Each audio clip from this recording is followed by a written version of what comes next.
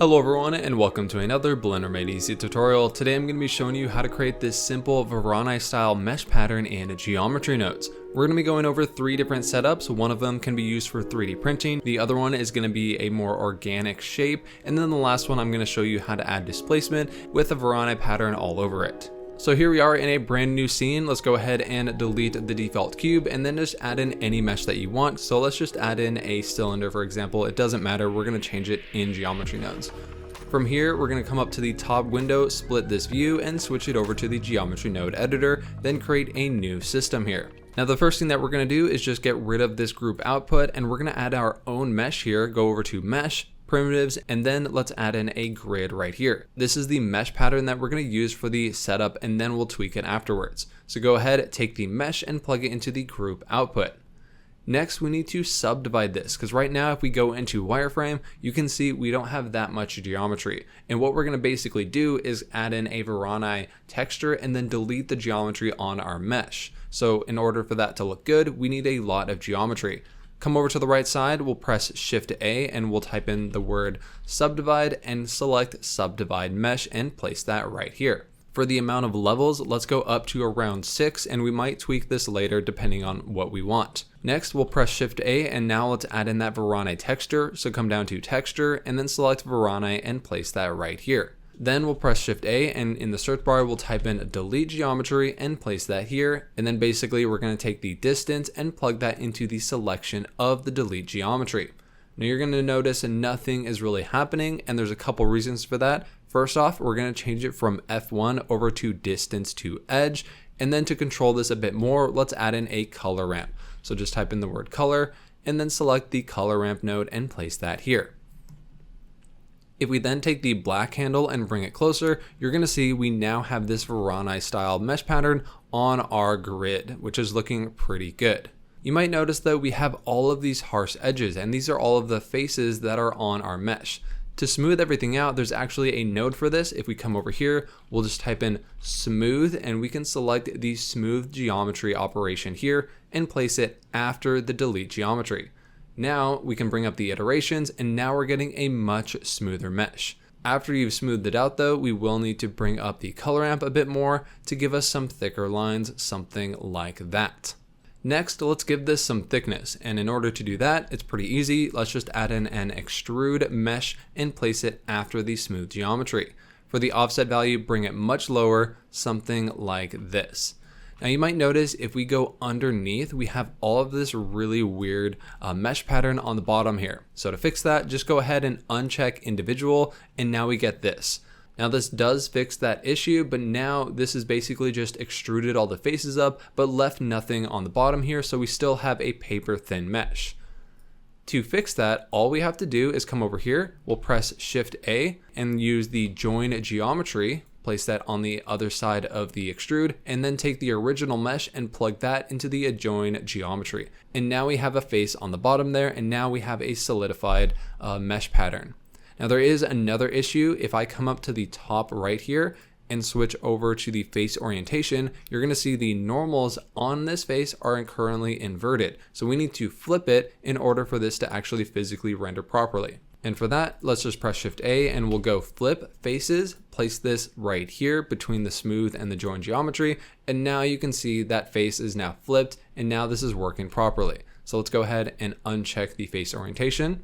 Now another problem that we have is now we have a lot of doubles in this exact area along this edge. So to remove those, we'll just type in merge by distance and place that right here.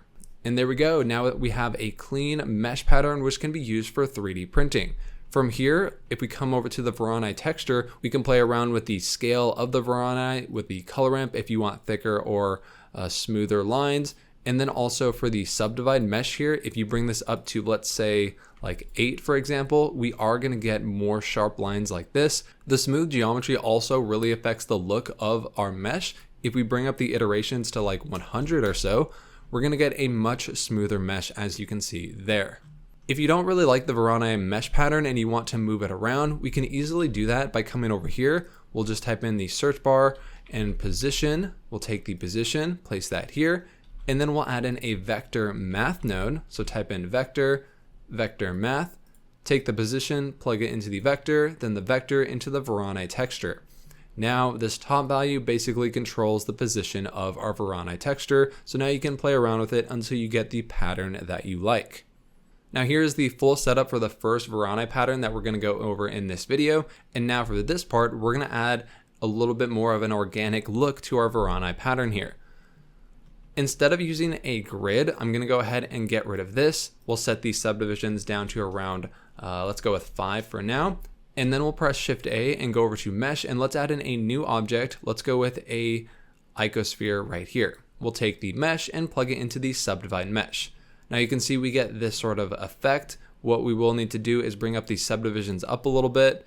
And then for the noise pattern, we'll bring up the color ramp until we get something like that. Now that is looking much better. I might bring these subdivisions down to 4 for now until we add in a couple more nodes.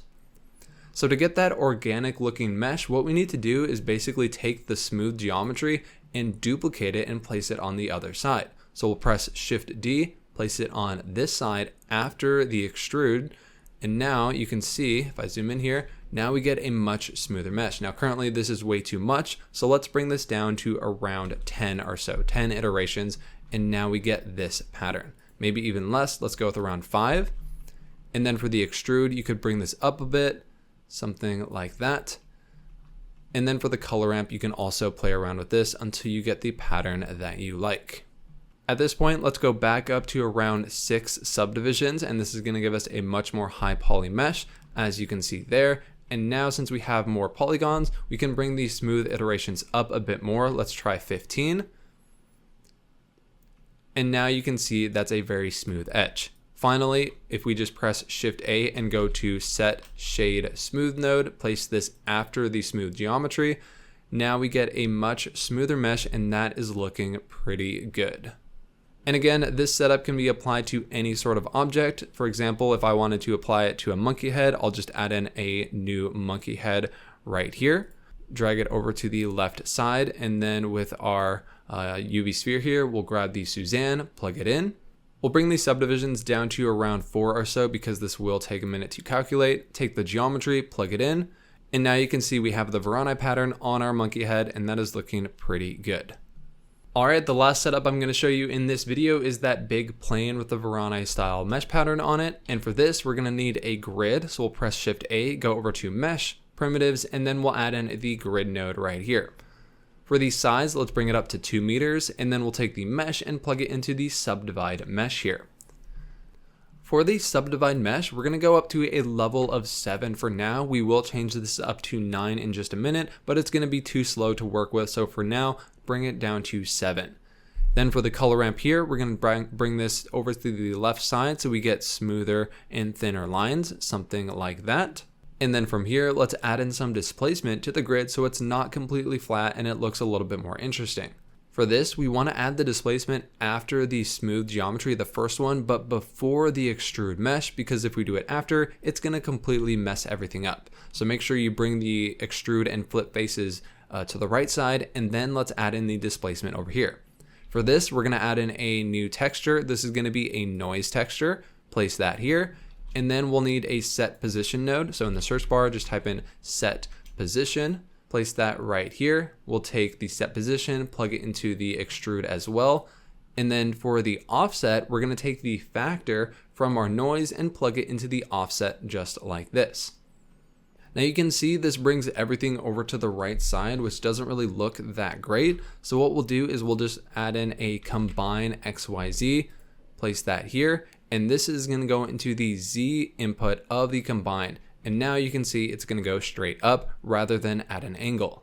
Next, to control this a bit more, let's add in a math node. We'll place that before the combine XYZ, switch it over to multiply, and now this value controls the strength of the displacement. But you're going to see that it's bringing all of our mesh up, which is not what we want. And the reason that's happening is just how the noise texture works in 3D. It basically moves everything when you multiply it. So to fix that, all we have to do is just add in another vector math node, set it here, set the mode over to subtract, and then for the value, let's go 0.5 for each one of these, the X, Y, and Z.